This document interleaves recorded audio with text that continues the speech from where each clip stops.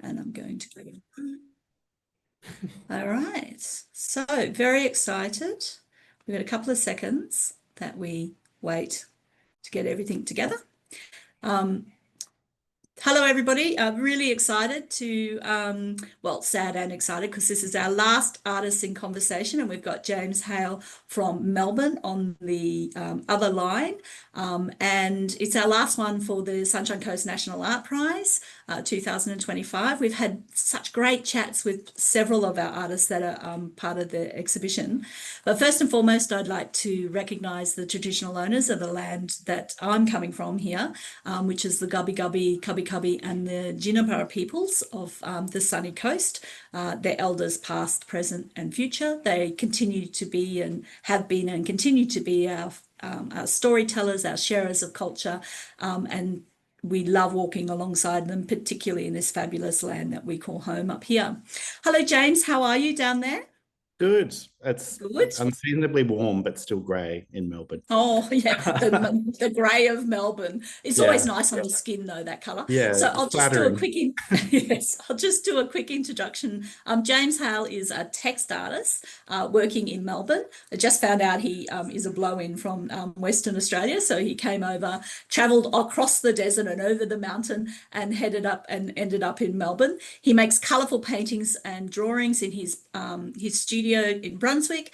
His practice is rooted in the tradition of other queer text artists, and they've given us a couple of people like Renee Rickard, David McDarman, probably saying all their names wrong, Tracy Emmert, and David Rollard.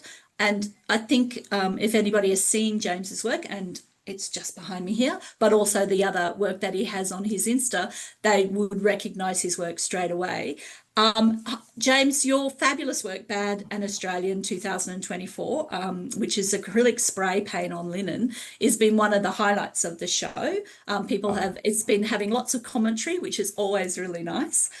So first and foremost, thank you for coming in and having a chat with us today. And It's my pleasure. it's very all casual. So we'll start with, I guess, how and when did you first become interested in art? I've been interested in, my background is in antiques, and I've been interested in Love that antiques. since I was a little kid. So I've been kind of collecting or hoarding things since I was 12. And Wow. I think it's just, it sprung up from that. So it's Well, I have been to say in my blood. your aesthetic is very different from what would we classify as the traditional antiques, I would have to say, because yours is a very contemporary voice. Yeah. Is it from diaries that you've read or that A lot of it's inspired by eavesdropping and plagiarism. But yeah, writing and reading as well are a huge part of it.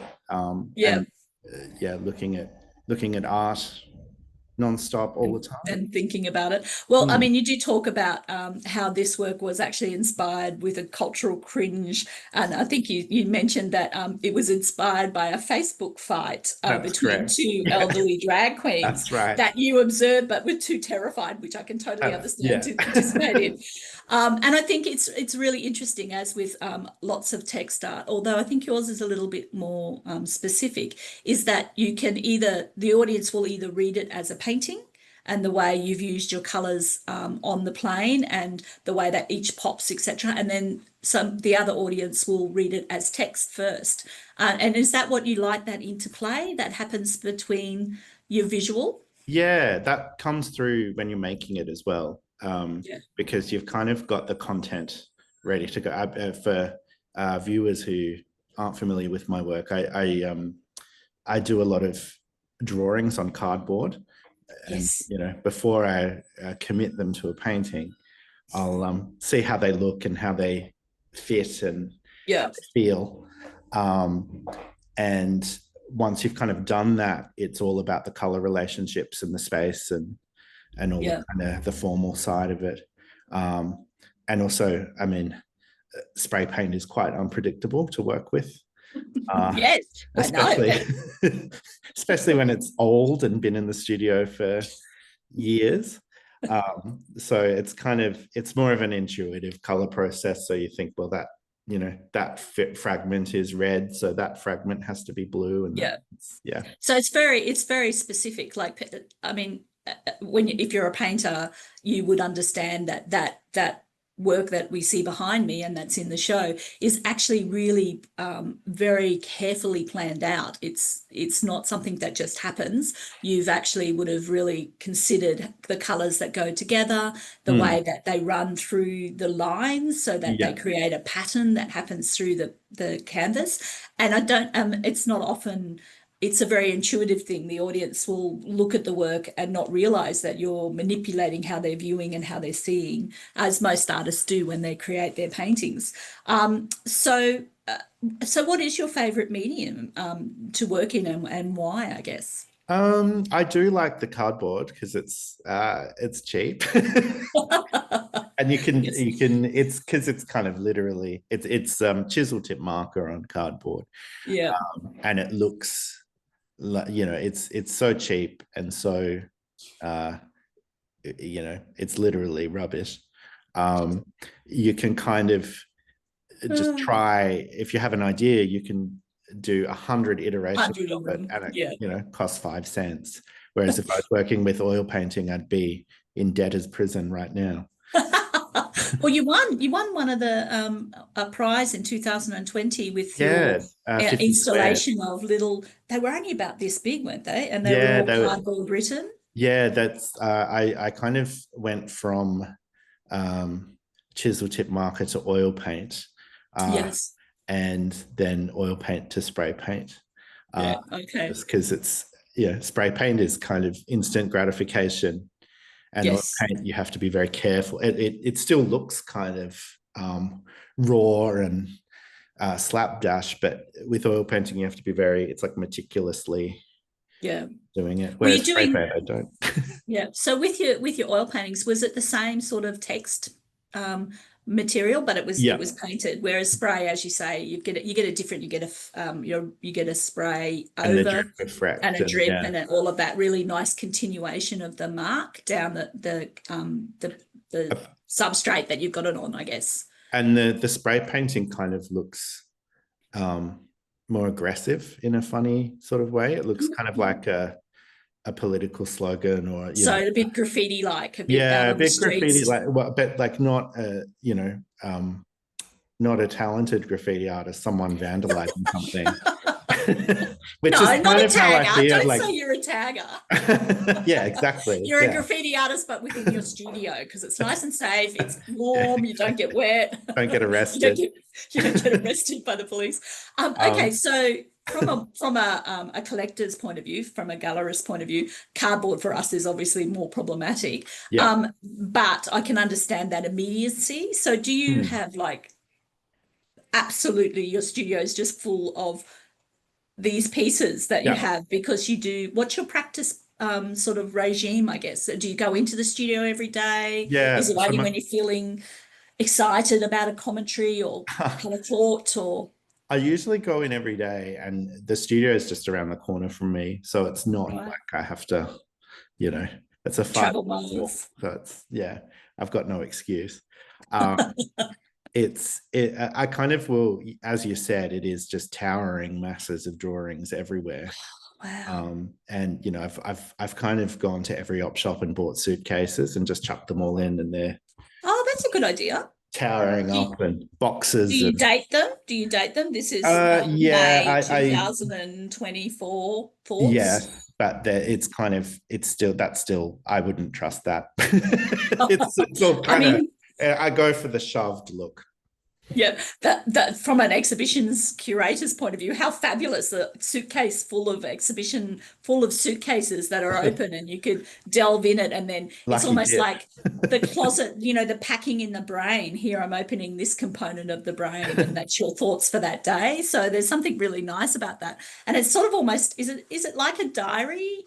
Is it a diary sort of technique that you, It or doesn't, is it it doesn't feel like diary writing to me because they're so fragmented. right? And a lot of it isn't, you know, it's things I've overheard, or things I've imagined, or things that friends have said, or, Yeah. you know, it's a or things I've pinched from Facebook. Uh, but it's yeah, it doesn't feel quite like diary writing, although there are a few personal things in there that I look back and I think, oh yeah, that happened. Or Yeah. So, do you consider your political voice? um yeah, I'm a bit, I've made some political works, but I'm reluctant to share them because people might think I'm making fun, like Oh, okay. because Yeah. the a lot of the work is so irreverent. Right. Yep. It can sometimes, I don't want to I give have to people the wrong say, idea. I have to say, I'm of the generation of Luke Roberts and Pope Alice. So anything irreverent is okay as an art speak for me.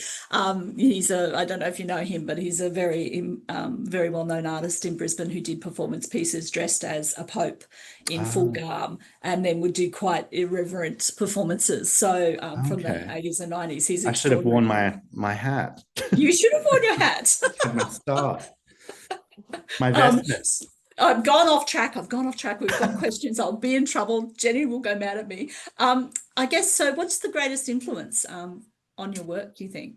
Um, oh, that's yeah, probably just other artists, other art. Yeah. So is there a particular artist that you really follow or um, Um, yeah, think there's about? a few. And I also, art is so vast, you never get bored, Yeah. as I'm sure you know. And there's always new discoveries and there's always new uh artists Way of thinking and making and doing and and all of that yeah. good stuff. Yeah. And I mean everything is new if you haven't seen it before, and it's so vast you never get bored. And yeah, I will kind of frantically look through auction catalogs and sales and things like Ah, that. And nice. That's a yeah. good pointer. Yeah. Yeah. But as for like artists that have really, that I really love and have influenced me, uh, the people that you mentioned in the preamble, David Robilliard is a big one. He's like He's amazing. I didn't yeah, know his work, and I did some research, and it was like, wow. So yeah. he was quite extraordinary. But he worked with Gilbert and George. That's Yeah, right. I know. He was from the Channel Islands in England, Yes. hence the Yeah. French surname. Uh, Yeah. but he moved to London in the 80s and Yep. does kind of poetic. It does writes poetry, as in publishes poetry books, and they're all quite short and pithy and heartbreaking and witty and funny All and of the things. silly. It's all of everything at once. And yeah, very very sadly died of AIDS in Yeah. the late 80s. And he called himself Robiliades, didn't he? Towards the Yeah, end of his life, because when he put he the was AIDS. diagnosed Yeah. with So he could really, HIV, to kind of yeah, break the ice, profile it. shock people, and probably you coming to terms with your own mortality as well. Yeah. Yeah. Introduced himself as David Robiliades. Yes, And yes. So he was interesting to find out about. I hadn't known his work, so because I hadn't delved into the poetry. A lot of your people that you mentioned were poets. Do you consider poetry, yourself a poet as no. well? No? Absolutely Even not. short little no? Okay. But That's for the courts to decide. um I don't I don't think so. I because I think of it more in visual terms. Like, right. and I Okay. think All right. because a lot of what I make is so obtuse and so unique to me. Yeah. Like, I don't expect people to get it straight away. Although sometimes Yeah. sometimes Brunswick hipsters are scratching their heads and a grandma from Werribee will get it like that. So yeah, and also like, if you don't know what I'm talking about, Then you can still look at can it as art. appreciate it with the colors and the For the colors, because the yeah. colors are pretty. There's Yeah, nice, that's pretty exactly colors, which that's is always enough. nice. That's enough. Pretty colors are enough. Pretty colors are always enough. Moving forward, I'll get into trouble from Jenny. So what would you describe as your most memorable moment in your career? This interview. I think Oh, shucks. James, that's lovely. Thank this you. interview is up there, but I think the most memorable one, a friend from Sydney sent me a screenshot once of somebody's Grindr profile. Do you know what Grindr Yeah, is? yep. It's Not, I just want to say I only know of it. yeah. Just clarifying, straight up. They sent me a screenshot of someone's Grindr profile, and they had a kind of preening. It's someone I'd never met. A preening selfie, but they were doing it in front of a James Hale installation. Nice. So that was really touching. I mean, that's more of a testimony to the good lighting in the gallery rather than my artwork, but it's still, it was still, still gave me a thrill. Should have got in touch, not in the grinder sense, but in the artist sense, and said, "Oh, I love that you've put yourself in front of my work. I'm the artist. Hi." But anyway, we'll stop there. I'll say that to anyone who takes a photo in a gallery. I'll say, "Hi, I'm the artist. How are you?" All right. So that's your most memorable career path. Okay. All right. I like that though. And what are you currently working on? Obviously, so do you go every day to your studio? Yeah, it's only 5 minutes down the road. Yeah, except it's getting too full. Filling up. Get big suitcases. You've got that hoarder corridor where there's suitcases on either side, and you've got to maneuver your way around. Is that the case? I think of it more like I don't know if you remember Scrooge McDuck, and he's like the billionaire duck, and it had and piles of gems, coins. Yeah, piles of coins, like an Aladdin's cave, and he would kind of swan dive into it. And yes, I remember it well. Yeah. Do you swan dive onto your suitcases? All the time. Yeah. All the time. That's good to see. And you should call them gems, not money. Gems, so your gems, your suitcase of gems. So are you working towards a show, or? I'm kind of, I've got my new obsession. This is really off kilter, but I'm thinking of doing sculpture. Oh my God, that sounds amazing. But it's top secret. So it's a secret. Let's not tell anybody. What are you still looking at words and manipulating them into forms and structures? Nice. That could be really amazing. And if you do, because who is it? Tracy did lots of neon. The neon, that's fabulous. So the neon columns and look, it's endless. We'll have to, after this, we'll have to have a chat. And oh my God, I had a friend who's sadly now deceased, but he did similar kind of neon signs in New York, saying kind of poetic, fragmentary stuff. Yeah. A neon sign blower who's, from New Jersey and not immersed in the art world, he leaned into my friend and he goes, "What restaurant says this crap?" So there we go. That could be the title of the show.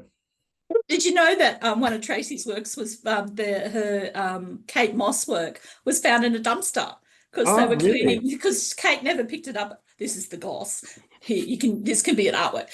Kate Moss never picked it up, and apparently the person who created it was in their basement, and they did a clean out of the basement, and they threw it out into the bin, and it was found. So how good's that? Oh God, it was found. My goodness. I know. It's like Kate has a reputation. Apparently she didn't show up to the Lucian Freud sitting enough. And there's a portrait of her breastfeeding, and Lucian Freud got so fed up that he painted a man's portrait over the top of her face. Kate Moss's body. Well, okay. We've got off on a tangent again. Yeah, so, right. So you're currently thinking about that. So would you be looking at doing 3D printed? What material would you? Probably not printed. I'm thinking old school marble gilt. Marble, carved. Yeah. Carve it in stone. Oh, nice. Have you done carving before? No. So, well, and why would that stop you? But it's interesting because it leads back to your early love of antiques. So, the old marbles and bronzes of the latter day that you're now recontemporizing into text sculptural pieces. I'm thinking more like Roman fragments that are like a final notice letter on a bill or something, but it looks like this amazing. Yeah.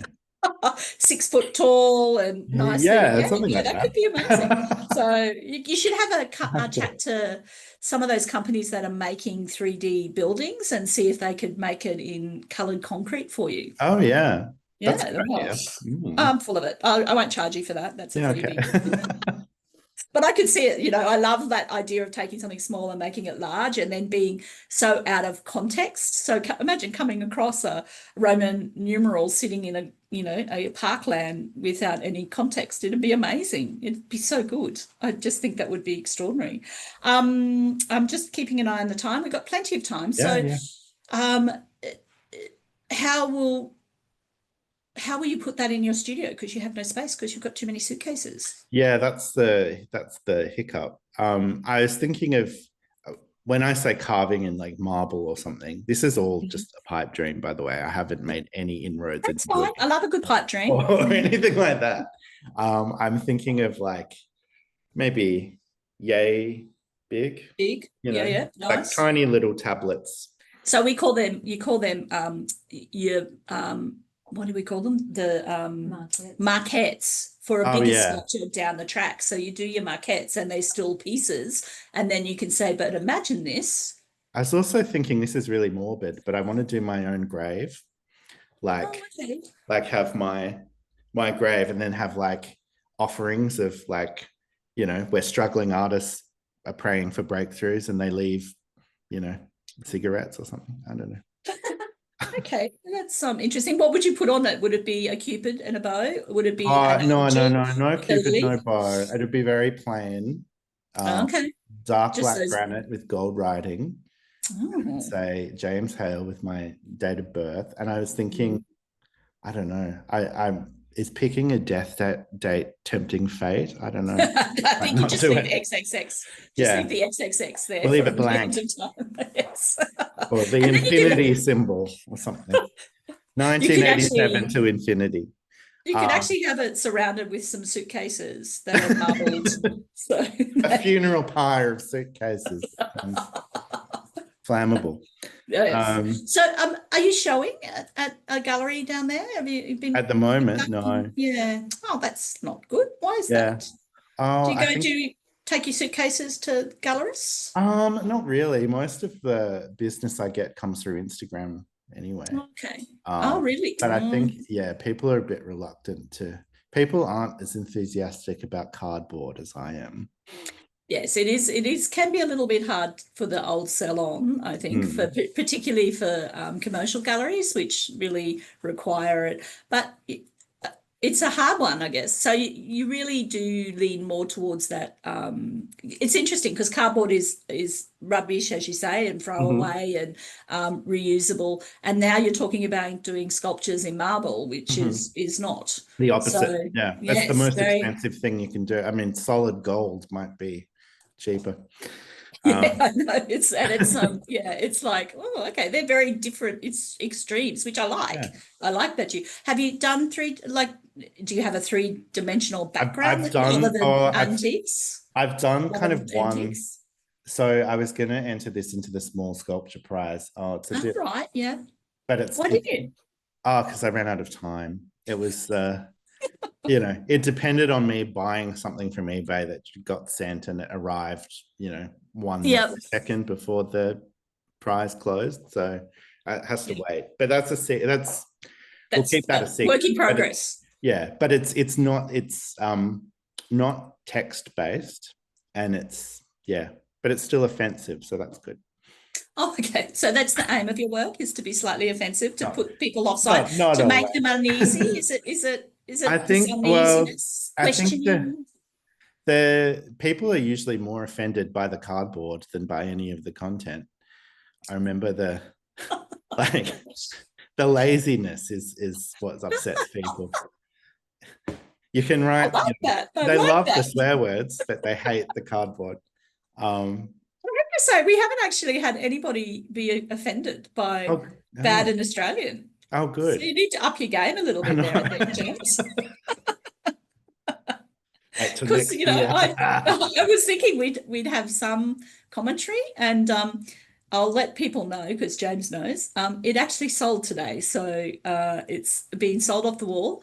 A lady came in with 4 children and loved it and wants to support artists, which we love. Like that's just, oh, isn't that a nice thing? And she really loved your work, and so she's purchased it, which Oh, is great. Good great. for you Yeah. and great for us because we And don't have those to send it back. lucky children that are going to inherit it when it's worth a fortune. So, When it's worth a fortune, yeah. and just the beauty of having real art in a house. I think you and I understand the importance of that and how fabulous that is. But people don't realize how different it is to have art as just part of your Mm. everyday, and Yeah. that importance that is for just your mental health and your growth and your children's growth and all of that. We do have a question, so I'm going to get to that. I wanted to ask, what is the one piece of advice that has stuck with you About art. about life, Yeah. Uh, cars, a good one was houses, relinquish cars? control. That's a good one. That's a very good one. Are I you good guess at I'm doing that? pretty fatalistic anyway, so it spoke to me. But because I was whinging about some, the minute details of some hanging or some, Oh, were you? something you Was can't it control. ours, was it? No, no, no, no. This was way back. Way Um, back when. this was before I relinquished control. But it's kind of like, there's you don't have complete creative control over everything the way you do when you're making art. And yeah, that's a healthy way to approach everything Absolutely. else. Don't approach everything like you're doing a painting or a drawing. Yeah. I have to say, from the other side of the fence, when you hang an exhibition and it's not just of one artist, you do have to marry things together that may not be what the artist would envisage their work to sit in. Mm. And so hopefully the exhibition that we did end up, which you unfortunately haven't had a chance to view, is quite sympathetic with each Mm. artist. It looked The great on I've seen pics and videos and stuff, and it Yeah, looks the fantastic. artists that have seen it seem to be quite happy, but it is hard when you do group shows where artists are so disparate and so have such different aesthetics, which is great, but it's also a bit of a challenge. And so your work actually sits within a quite a lovely array of a body structure, a landscape, a painted, beautiful, very lush paint, layered.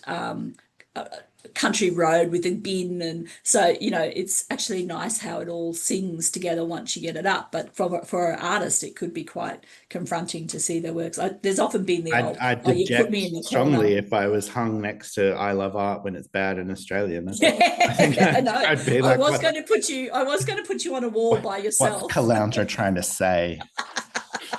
Nothing. So I've got a couple of, oh, the picture is online and says, "Hey Oh, James, hi. that was me. Got to leave the kids something good," is what Lovely. she said. Oh, there you That go. that's So it is their very, yeah, heritage. yeah, so good.